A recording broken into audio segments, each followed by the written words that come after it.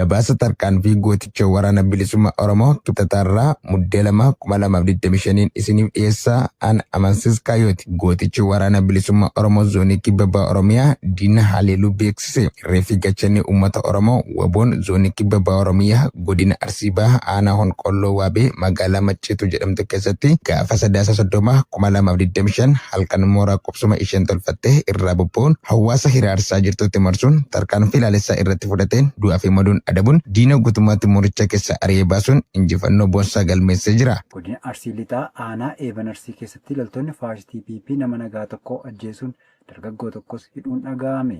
Gabaasa qindaa'e Jaalamansiis Kaayyoo.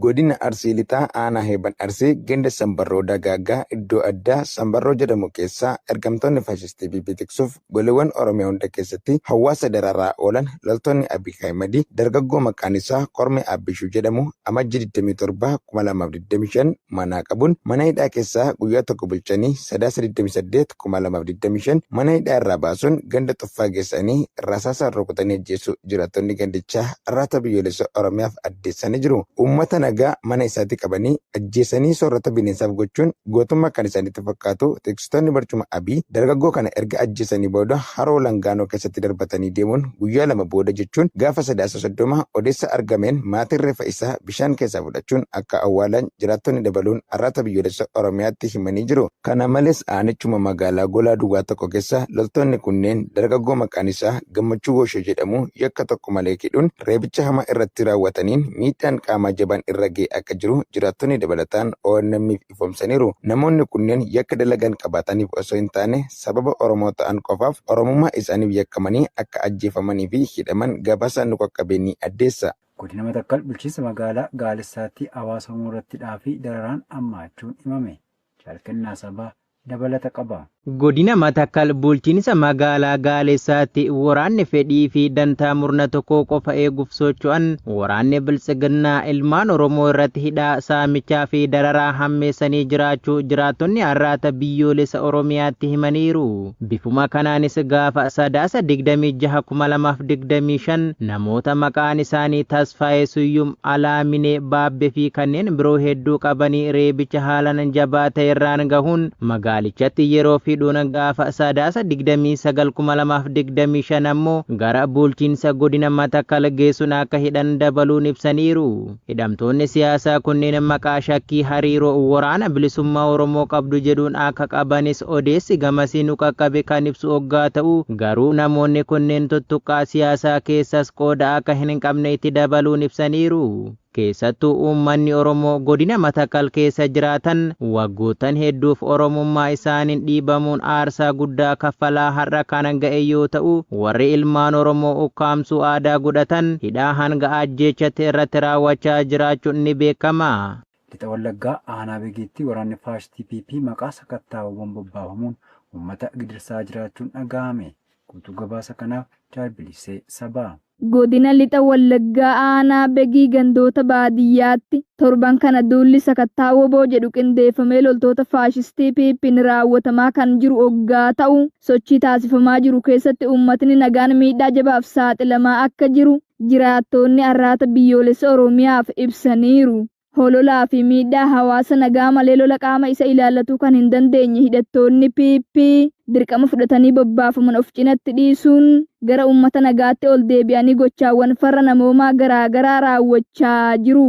Akka jiraattonni jedhanitti eeruu dharaa qabatanii manneen qonnaan bultootaa irra loltoonni adeemaa jiran kunneen gochaawwan saamicha lukkuu irraa eegalee hanga loowwaniitti fuuchuu, maallaqa gaafachuu, dargaggoota jumlaan qabuun mooraa waraanaatti geessanii hidhuu fi gudeeddaa shamarraniif hawwan irratti geggeessaa akka jiranis itti dabaluun addeessaniiru. Kana malees sochii taasisan kana milkaa'aa fakkeessanii fuula miidiyaa gubbaatti baasuuf maatii qabsaa'otaa fi sabboontota irratti xiyyeeffachuun qabanii miseensota waraana bilisummaa Oromoo qabne jedhaniis hololaa fi burjaajii siyaasaa adeemsisaa akka jiranis itti dabaluun ibsaniiru. Godina Walloo aanaa Baateetti caasaaleen bilisiginnaa mana yaalaarraa qoricha dhorkuun tajaajila akka hin kennine taasisanii hawaasni dhukkubaan dararamaa jiraachuun dhaga'ame.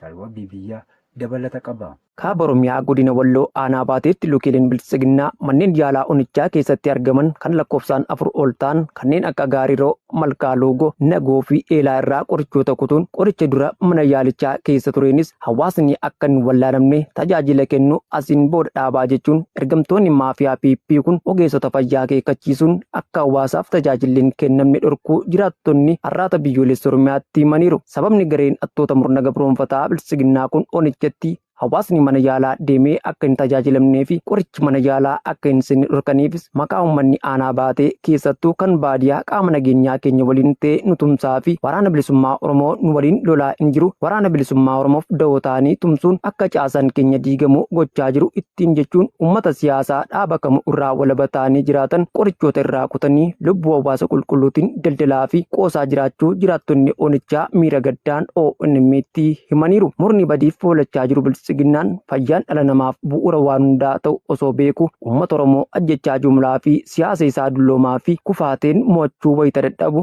qorichoota mana yaalaa uummata irraa kutuun akka uummanni dhukkuboota salphaa ta'aniinuu yoo qabaman yaala argatanii hin fayyine tajaajila mana yaalaa dhorkachuun dhibeef akka saaxilaman taasisaa jira. Sirni maqaaf impaayarattiin bulcha ofiin jedhu PP'n uummata fayya qabeessa taasisuuf wantoota barbaachisan mara guute hawaasaaf qorichoota dhiyeessuu fi otoo qabu faallaa isaa ammoo dhibbee siyaasaa maqaa da'oo godhachuun maatii qabsaa'otaa deeggartoota waraana bilisummaa Oromoo fi waraana bilisummaa Oromootu isin keessa socho'a jedhuun hawaasa Oromoo goolaa kan jiru ta'uun ni beekama.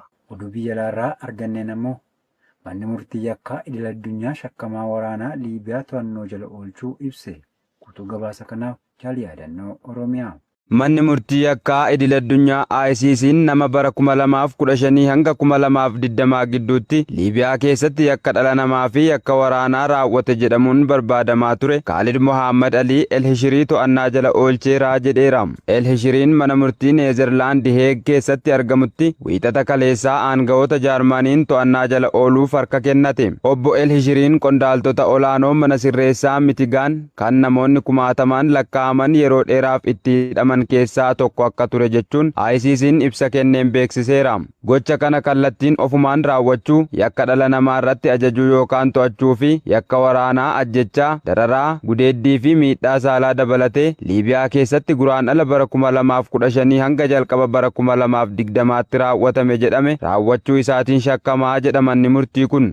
ICC'n gaaffii mana maree nageenyaa dhaabbata mootummoota gamtoomanii UNSC irraa dhiyaate hordofuun bitootessa bara 2011 irraa eegalee yakka dhala namaa irratti raawwatamee fi yakka waraanaa Liibiyaa keessatti raawwatame jedhame qorachaa turuu Aljaziiraan gabaaseera.